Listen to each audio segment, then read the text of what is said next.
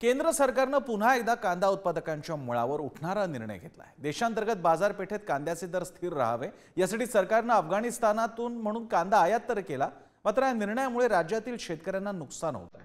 त्यामुळे कांद्याची आयात थांबवावी अशी मागणी कांदा उत्पादक शेतकऱ्यांनी केली आहे। बघूया या संदर्भातला स्पेशल रिपोर्ट।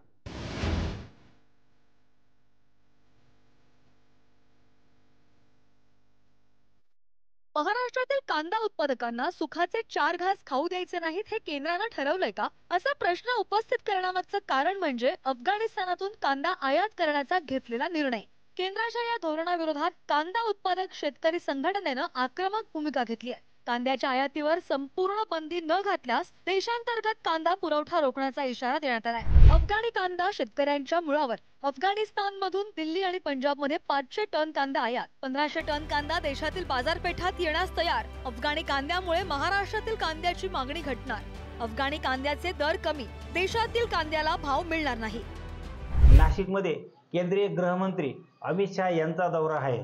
या पार्श्वभूमीवर केंद्रीय नेतृत्वाने व केंद्र सरकारने तत्काळ कांदा आयात ही 100% बंद करावी, अन्यथा महाराष्ट्रातील कांदा उत्पादक शेतकरी याचा तीव्र असा निषेध करून महाराष्ट्रभर तीव्र आंदोलन करतील। निश्चितपणे कांदा आयात केल्यामुळे शेतकऱ्यांचे भाव पडणार आहे।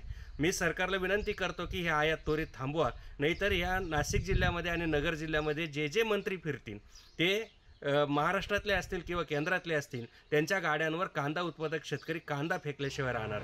काही दिवसांपूर्वी केंद्र सरकारने कांद्यावरील निर्यात मूल्य हटवलं, निर्यात शुल्कामध्ये सुद्धा कपात केली। त्यामुळे सणासुदीच्या काळात राज्यातील कांदा उत्पादक शेतकऱ्यांना थोडेफार पैसे मिळू लागले होते। मात्र आता कांद्याची आयात झाल्यानं शेतकऱ्यांच्या कांद्याला अपेक्षित दर मिळणार नाहीये। परिणामी महाराष्ट्रातील कांदा उत्पादक पुन्हा एकदा अडचणीत येणार हे मात्र नक्की।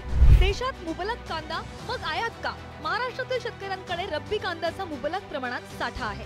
केंद्र सरकारकडून सुद्धा बफर स्टॉकच्या माध्यमातून 5 लाख टन कांद्याची साठवणूक होते।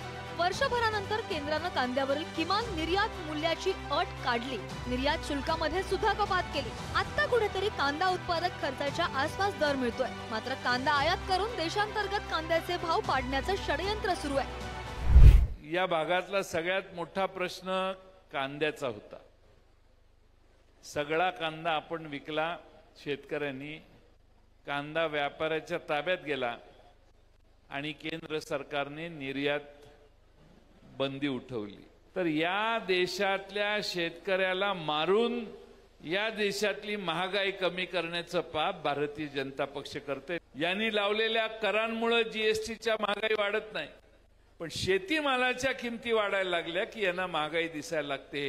हे भारतीय शेतकऱ्यांचं सगळ्यात मोठं दुर्दैव आहे आणि त्यासाठी या सरकारला पुन्हा एकदा हिसका दाखवण्याची आवश्यकता आहे।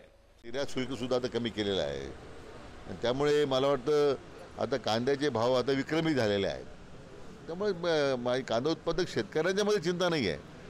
कांदा उत्पादक शेतकऱ्यांना जो मोठा दिलासा मिळाला त्याचा पोटसूळ विरोधकांना आहे। असं आहे, विरोधकांचं कामच आहे निवडणुकीमध्ये स्टंटबाजी करणं। जो कांदा कधी 2200 रुपयाच्या पुढे जात नव्हता आतापर्यंत, तो 5000 पर्यंत गेला ना। केंद्र सरकारने गेल्या वर्षी ऑगस्ट मध्ये कांद्यावर निर्यात 40% शुल्क लावलं। त्यानंतर $800 किमान निर्यात मूल्य लागू केलं होतं। डिसेंबर महिन्यात थेट कांदा निर्यात बंदी केली।